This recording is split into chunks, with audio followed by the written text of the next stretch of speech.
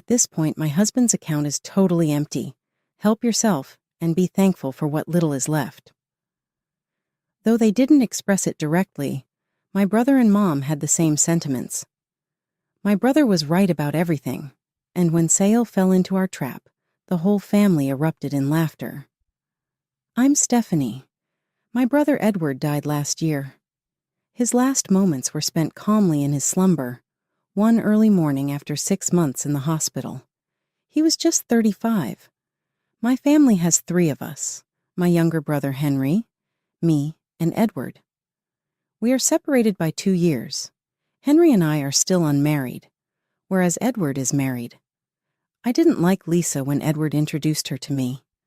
Since I only had brothers, I was initially thrilled about the prospect of having a girl, but I had a negative first impression of her. Nice to meet you, Lisa remarked, grinning and looking adorable as she sat down next to Edward in the living room where the entire family had gathered. She was employed in the clothing sector and 5 years Edward's senior. It seems that their common friends introduced them.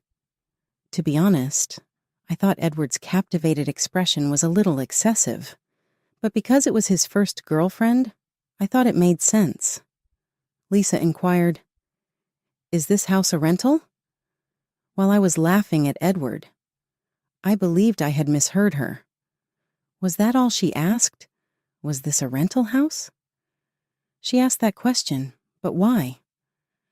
Mom chuckled and said, "Our late dad built this house," as I was thinking about it. Not rented, but owned. Why are you asking? I had not misheard then. An unexplainable sensation of unease started to permeate through me. That's excellent. I was aware of your father's passing, but you're a single mother, correct? I wanted to know whether you were in need. I became enraged. While it's true that single mothers sometimes create the impression of having financial difficulties, Mom's hard work plus the sizable bequest Dad left behind prevented our family from experiencing financial hardship. Dad died of disease while he was in his 40s. Henry was only in 6th grade, I was in 8th, and Edward was in 10th. Dad must have felt a great deal of pain leaving Mom and his school-age kids behind, but he left us enough money for this house and our education. I felt as though his motives were being compromised, and my concern for her increased immediately. Stay calm about such things. Mom leads a department at her work, and Dad left us a wealth via insurance. We are all financially secure because we are all working siblings. Edward, are you not able to realize that she is illogical? Is it not bothering you? It's been said that love is blind, but this is not it. But you know, once we're married, I become part of your family. All right. I'm in serious trouble if my husband's family is impoverished. She responded, I don't want that. Whoa, marriage is already on her mind? Given that she's been returned home and all, I suppose it makes sense, but I may need to reconsider my connection with Edward. I informed Mom and Henry that I couldn't bear her after Edward promised to walk her home and they departed.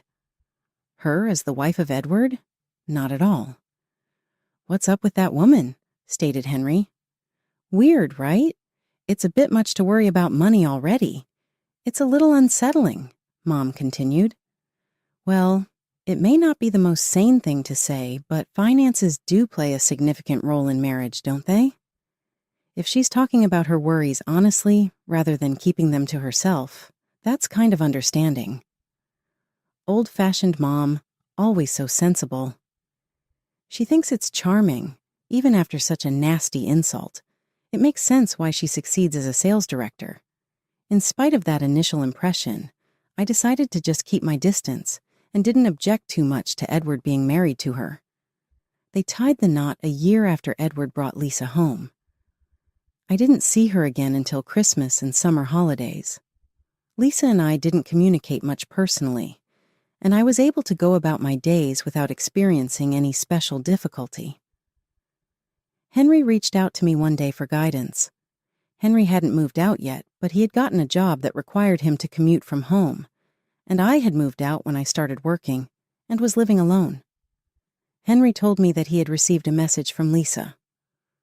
"How long are you going to live off of your parents?" she had asked.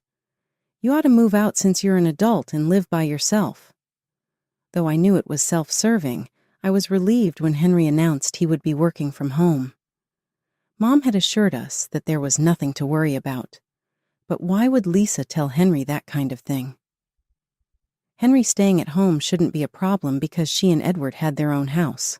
"Don't worry about it," I said to him. "You stayed. Therefore I was free to move out. I'm appreciative of it." Henry then revealed a suspicion. "Lisa has been coming over to our place a lot lately. She chats with Mom most of the time. She arrives by herself, eats the supper that Mom prepared, packs Edward's share into a container, and departs." "Is it really true? I heard her chatting to Mom in the living room the other day after I got out of the shower." "If I move out, it will be lonely for you to live here by yourself," she said. "What if we live here?" Perhaps she's after this house. I was in disbelief at what was occurring. The last time I talked to Mom on the phone, she made no mention of Lisa. Perhaps she wanted to spare me the trouble. I have a nasty feeling about this. I hung up and gave Edward a call right away. I wanted to talk to him about something, so I asked him to meet. Edward seemed to have some issues of his own, and agreed to meet immediately when I stated that I wanted to chat about Lisa. I went to the pub Edward had suggested after work. He was sipping on a drink already. It appeared like Edward, who I hadn't seen since Christmas, had shed some pounds. Our previous meeting was about 6 months ago. "Edward, are things okay with Lisa?" I questioned him directly as I sat down and placed my beer order. "Do you two communicate? She has reportedly been home quite a bit. Are you aware of that?" With a sardonic smirk, Edward continued, "You know too, Stephanie. I know she's gone to Mom a lot, but she doesn't talk about these trips when she's here. How do you know? There are dishes from Mom's cooking on the dinner table. Unless she's taking lessons or carrying food from Mom's, you can't get that flavor, right?" I answered. "That makes sense," Edward remarked, acknowledging Mom's cooking's flavor. "Why don't you discuss it with Lisa? If you went to your spouse's relatives, you would normally discuss it, right?" I asked. "She's never mentioned it to me," he said, lost in thoughts. "Lisa had offered to move in with Mom. Do you know that?" Edward looked thoughtful and remarked, "I didn't know that." But then he abruptly stated to me, "She spends money like water." "Spends money like water?" I repeated. Based on her looks, Lisa obviously spends a lot of money on clothing. She barely comes to see me twice a year, but when she does, her clothing, bags, shoes, and accessories are always high-end brands. I didn't believe they could afford such luxury because, as far as I know, Edward is an average salaryman and Lisa is a housewife. Given that they are childless, I figured they were saving money somewhere else. Edward admitted, "I'm thinking about divorcing her. She obtained $50,000 in loans from different credit bureaus and consumer finance organizations using my name without notifying me. When collection letters began showing up at the house, that's when I discovered it. But that's not all. She's also been taking money out of our savings. Our balance is nil. It's absurd." With sorrowful eyes, Edward chuckled. But I didn't think it was amusing at all. Lisa is in fact irrational and unreliable. My first assessment was accurate. Perhaps I ought to have objected to their marriage with greater vigor, but I was speechless when I saw Edward in such anguish. Edward says Lisa most likely wanted to move in with Mom in order to save money on rent so she could use it for herself. The whole amount they are presently paying in rent would be saved if they owned the family home. In addition, Lisa would have even more spare cash if she could get Mom to pay for food and utilities. Lisa was apparently incapable of doing any chores. Hold on, isn't she a housewife? Lisa was a parasite on Edward's pay, not managing the house or working. We drank a little something that day and ended the evening. Waving goodbye, Edward promised to get in contact if the divorce proceeded. But when Edward got in touch with me again, It had nothing to do with our divorce. Edward's cancer was in an advanced stage. When he arrived at our family home with his diagnosis, thinner than when I had last seen him, I couldn't believe it. He gave us hospital admittance documents that required the family's approval. We were limited to crying in front of Edward. The terrible illness that had killed Dad was now taking Edward. "Why this soon?" Mom said, pointing to Dad's picture. Edward's physicians gave him 3 months to live after admitting him to the hospital. After his admission, he was receiving hospice care. Lisa had vanished from view. Edward had been in the hospital for about 3 months, and his time with the physicians was almost up, but he was still battling. Every week we would go see him, but for 5 months he was unable to do anything, not even get out of bed. The nurses attested to Lisa's non-occurrence of visits over this period. Nobody else visited Edward but us. The only families permitted to visit the hospital were Lisa's and ours. Despite all this, the divorce never materialized, and it appeared like Edward would die before it was settled.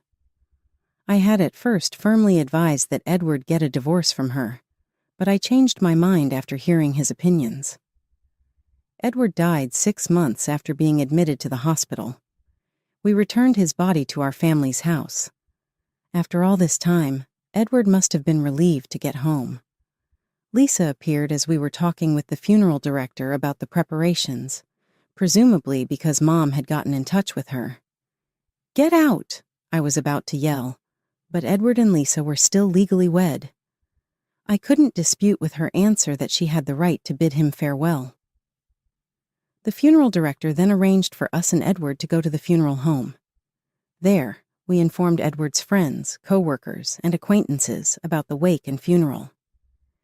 We were too busy getting ready for the funeral to have time for mourning, but it took our minds off Edward's loss. Despite the unbearable grief of losing her kid and her beloved husband to the same cancer, Mom managed to remain calm and organized all the way through. Henry and I would frequently cry uncontrollably out of sheer anguish, which worried everyone around us. Lisa reappeared after the burial. She'd skipped the wake and the burial, even though she insisted she had a right to see him off. In fact, we were relieved that she was not here. Her flamboyant, branded clothing was unfit for a place of grief. How on earth was she here? Lisa came up to us and asked if we had done any fundraising or received any funding, as well as how much money was raised.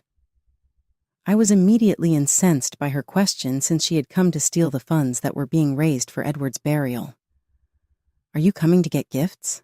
Now go and don't ever show up here again," I shouted. "What are you talking about?" Lisa shot back. "I, his wife, am the rightful owner of the money that was raised for his funeral. Quickly turn them over." "You cannot get money. Leave now." With tangible anger, Henry and I yelled. "You didn't pay Edward a visit in the hospital at all. Which type of spouse are you?" Lisa grinned and said, "But we're not divorced, so I'm obviously his wife." Then Mom gently told Lisa, there were no cash contributions or grants. All of the money was used to cover the funeral costs. In actuality, we're short by around $500,000. Will you be covering it as his wife? You have to pay for that. I understand that Dad has an inheritance. Besides, his finances were not very strong. There was barely $2,000 in his bank account, Lisa answered. Then she took Edward's bank card out of her branded purse. Among the things we should have taken back from the hospice to prepare for the funeral was that card. Was it taken by her without authorization? I went to the bank and took out all of the cash, not coins, but bills from the ATM. She slammed Edward's bank card and a paper statement onto the table and screamed, "Here, take the change." Upon closer examination, I saw that just a little amount of money remained after $2,000 had been taken out. Sadness and frustration filled tears spilled out. "Leave, simply leave." That money belonged to my son, Mom subsequently told Lisa. "It was improper of you to withdraw it without authorization." "What's wrong with you? I'm his wife," Lisa protested. I am entitled to receive his estate. Well, since I'm his mother, I'm also entitled to inherit. There was just $2,000 in the account. That's his whole estate, which is yours to own. We want no more contact with you in exchange. Deal? I stated. Then I pushed Lisa out the door, grabbed her arm, and dragged her to it. Henry and I just stared at one another for a long time before we started laughing. In fact, we purposefully placed the banking card among Edward's possessions because we knew Lisa may try to take it. All of this was a part of Edward's scheme. Once in the hospital, Edward took advantage of the opportunity to quietly organize his affairs. He gave me and Henry his portion of Dad's money and moved the insurance beneficiary to Mom. These were precautions to make sure Lisa didn't get anything. When Edward realized he didn't have much time left, he came up with a scheme to force Lisa to pay off the debts she had accrued instead of divorcing her. Lisa was a housewife with little credit, so she was unable to get loans on her own. Instead, she had been using Edward's identity. Edward had intended to file a lawsuit to give Lisa the debts, but since his sickness was revealed, the court case would take too long. He purposefully decided not to file for divorce, intending to leave Lisa with the debts, knowing that his life would probably end before the court's ruling. Receiving assets is only one aspect of inheritance. Obligations are also included. Edward owed $5,000, all of which Lisa had caused. He meant to leave that debt to her. Edward created a banking card with just $22,000 for this reason, giving up everything else. The $50,000 debt and the $2,000 in the account made up his estate. Lisa would definitely attempt to get her hands on the bank card after he died. He knew she would take out the money and spend it fast, so he had left it handy. Since Lisa doesn't know much about the law, the account was just bait, and she would probably leave things alone. In the meanwhile, we would finish the renunciation of inheritance, guaranteeing Lisa would get the entirety of Edward's fortune. Edward had given us instructions on this plan several times, and he would see to it that it was carried out. After we finished the renunciation of inheritance, Edward's will was carried out in its entirety. All of Edward's estate legally belonged to Lisa in a span of 3 months. Nothing happened for 6 months, and pictures of Edward and Dad were still on display at the house. The doorbell rang one day while I was praying in front of the photographs of Edward and Dad at home. Lisa was there on the door. "Is it possible for us to speak?" she said. "I have something to say." She kept pounding loudly on the door even after I ignored her and switched off the doorbell. "Please open. I'd like to speak," she said. "Open the door now." The thudding became more intense as the hammering increased in volume. As Mom opened the door, Lisa pushed her way in. "Hey, you're rich, right? Give Edward his portion of your possessions and inheritance," Lisa yelled. It seems that she had come to terms with the fact that her inheritance had a negative balance. A negative inheritance is unheard of. You depleted Edward's savings.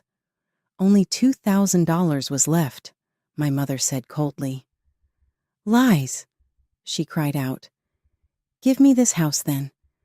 Edward should get Dad's estate because he was the oldest son. I should inherit this house because I am his wife. My name is on this house. It's something my husband gave me. You have no right to it because the kids were still in school at the time," my mother said. "Why was the oldest son left with nothing? You folks are insane. Give me whatever Edward was meant to inherit, please." "I've stated it a number of times. Nothing remains. Please go right away." At this point, my mom was begging her to leave just to get rid of shouting. "No, I own this house. I refuse to depart," she urged. Lisa then began tossing objects into the foyer. Mom and I dashed outdoors, drawing the attention of a neighbor who must have heard the ruckus. He was urged to contact the police. Before long, a patrol car with sirens screaming pulled up. 2 stout police officers got out. We described the situation to the authorities, and they soon came out with a screaming and yelling Lisa. When she spotted us, her outburst got stronger, but the cops shoved her into the patrol car and took her away. We later found out that Lisa had signed a contract promising not to talk to us after receiving a harsh scolding at the police station. Nearly a year has gone since Edward's death.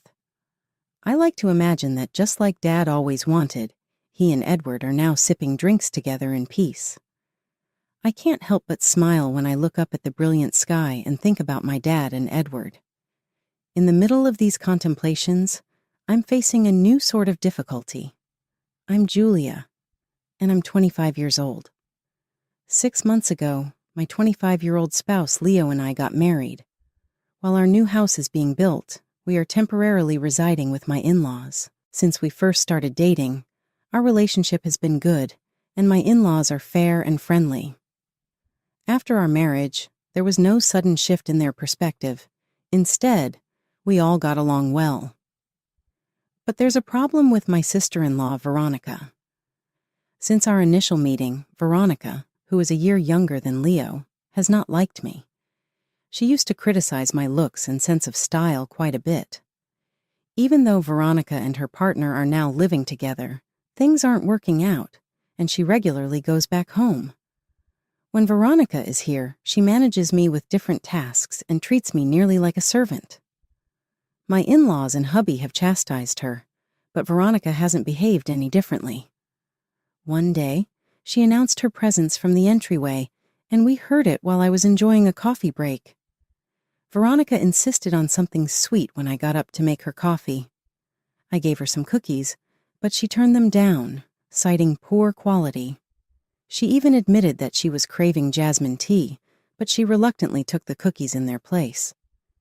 Even though I was annoyed, I decided to keep my thoughts to myself and refrained from arguing. My mother-in-law, Ava, saw this and started berating Veronica. "What are you saying to Julia, seriously? How is she expected to understand your emotions? Julia is not your servant. She is Leo's wife. You return here nearly daily. Have you discussed things with Max?" Veronica covered her ears and acted like a whiny kid, obviously not wanting to listen. When they first started dating, Veronica's boyfriend Max was truly friendly and pleasant. Early on, they appeared to be on the verge of marriage since they were so in love that it was almost difficult to witness. But after a few months of cohabitation, significant issues surfaced. Veronica was careless with money, disregarded housework, and her affair was discovered. After a while, Max proposed ending things. Max wanted Veronica out of there as quickly as possible because the place was rented in his name. Veronica adamantly refused to go and shunned conversations about it in spite of this. Though I was surprised by Veronica's actions, I decided not to say anything because I didn't think she would take counsel. "Take into account Max's feelings, not just your own," Ava said to Veronica. "You should first offer an apology if you have done anything incorrect." Ava spoke softly, like she was trying to reprimand a kid, but Veronica didn't seem to take any of it. Ava was exhausted by the time Veronica departed. "I'll take care of things from here," I informed her. "Kindly take a moment to relax." "Thank you, Julia," was Ava's tired grin in response. "I believe I will take a little break." It was obvious that Ava was tired from dealing with Veronica, and I wanted to support her. We were enjoying a leisurely breakfast the following day, a holiday, when the doorbell rang. When I went to check, Max was there at the door. "Max has arrived," I declared. Taking a serious look, my father-in-law remarked, "Let him in." Max was shown into the living room as I opened the door. My in-laws gave him a heartfelt bow and an apology. "A long time has passed. For everything our daughter has caused you to endure, we sincerely apologize. We must be to blame for how we brought her up. Even as an adult, she is incapable of telling good from bad." It broke my heart to see my in-laws lower their heads in apologies for Veronica's actions. My spouse also had a worried expression on his face. With a concerned expression, Max addressed everyone. "Hi, everyone. It has been a long while. Kindly lift your heads. I came here today to talk to you about something important, therefore it's not your fault. We'll do everything we can to help, he said. Do not hesitate to ask questions. Ava gave a happy response. Our goal is to assist. Tell us what you need, please. Then Max said, I'm grateful. I apologize, but I need your assistance to persuade Veronica to move out of the flat as soon as possible. I sincerely hate that this has happened, and I trusted her enough to let us live together. My in-laws, seeing his honest apology, gave him a pitying look. Max seemed exhausted, maybe from not getting enough, and he was looking drained. Leo, my husband, saw this and gave a firm nod, saying, You don't even need to ask. We'll see to it that Veronica knows she's been a burden. Yes, Max, we're very sorry, Ava said. Max forced a feeble smile, appearing somewhat reassured by their reply. Once Max departed, my in-laws talked about what to do with Veronica. They made the decision to give her a call and attempt to get her to go. We said we would be upstairs if necessary, my husband and I. When Veronica finally came, about half an hour later, we could hear more and more voices coming from the living room.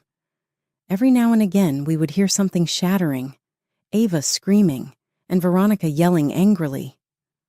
My spouse and I exchanged anxious glances, uncertain about when to step in.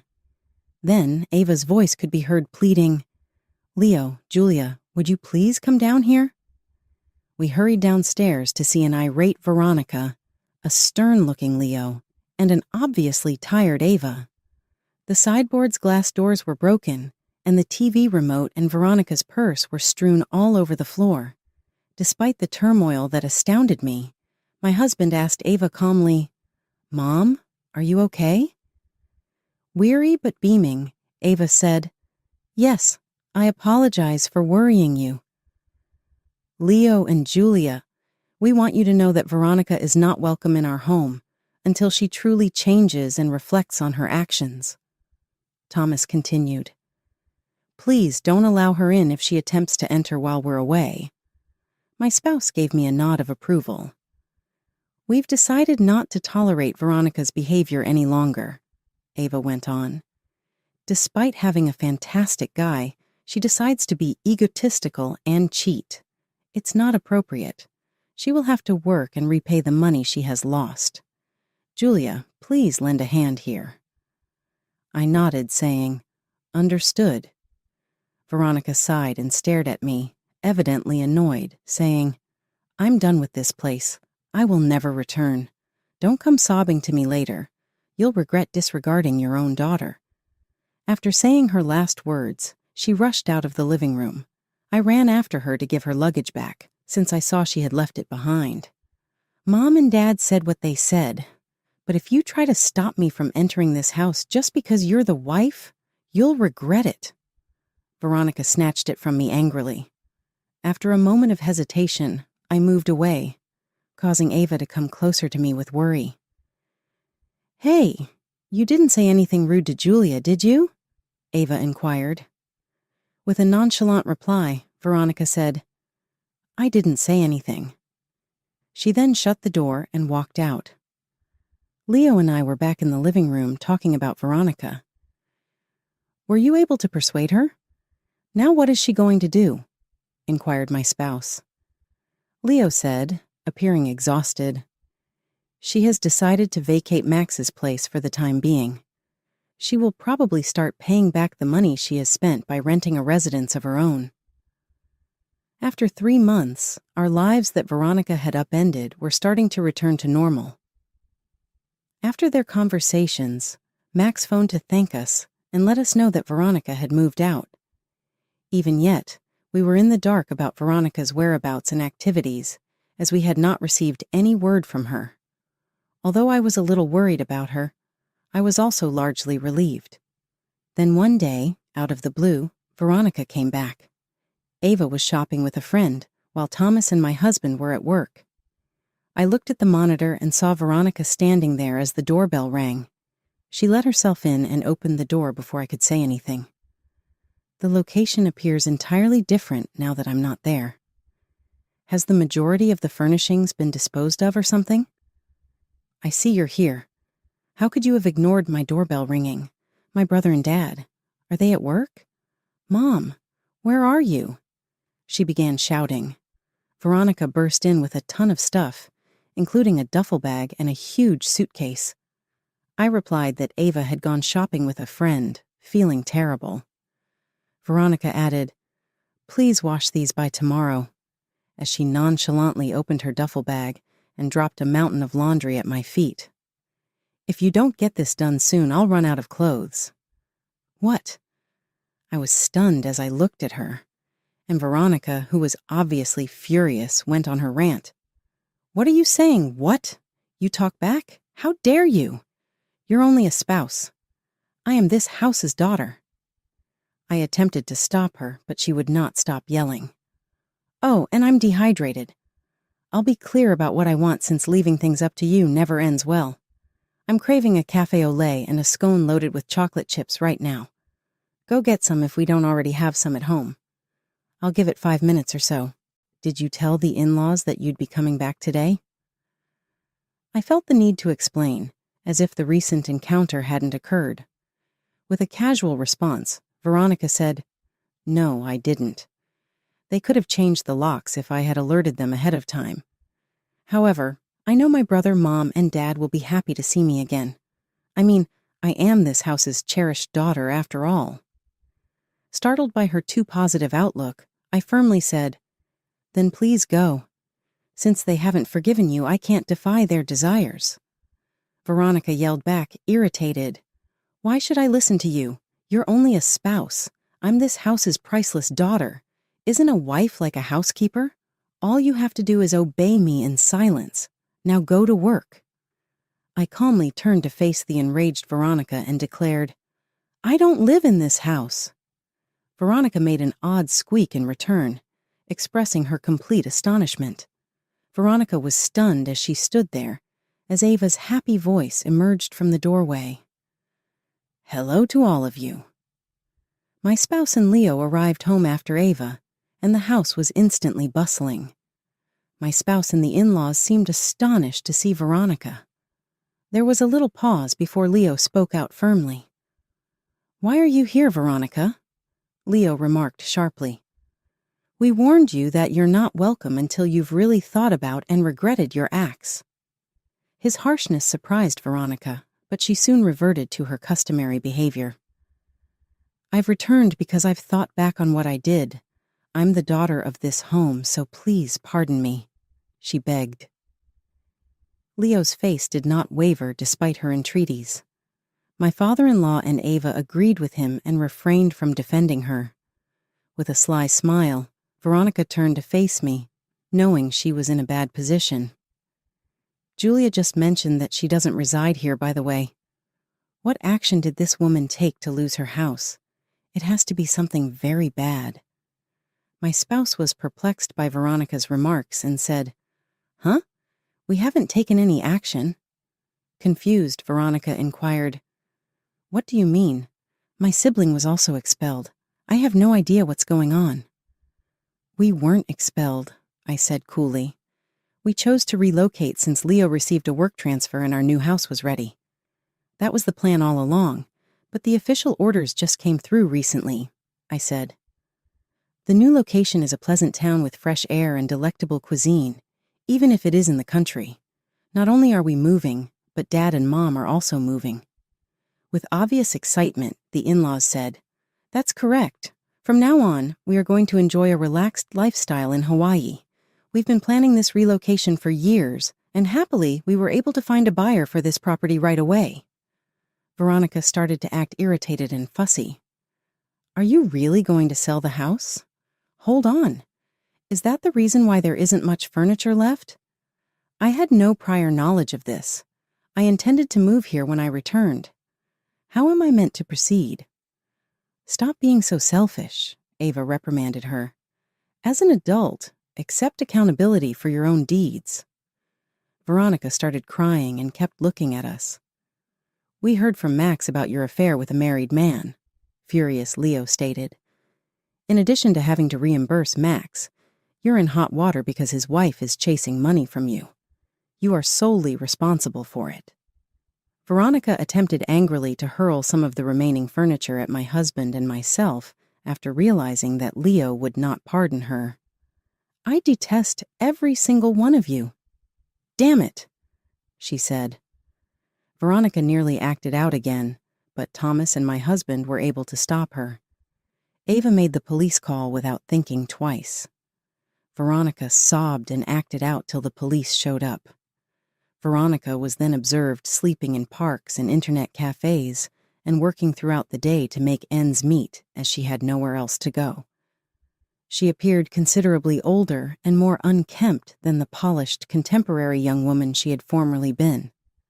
My spouse and I are content in our new house and had a smooth transition. Now that they're in Hawaii, the in-laws appear to be leading a cozy and relaxed existence. We keep in good contact with them through our frequent video conversations, just as we did when we shared a residence. The entire family was on a video conference with the in-laws today because it was a holiday. The in-laws played with our infant on the television, appearing tanned and grinning. Our baby, still very small, looked on indifferently. Our youngster suddenly grinned brilliantly, and our in-laws joyfully applauded. I considered these uncomplicated daily experiences to be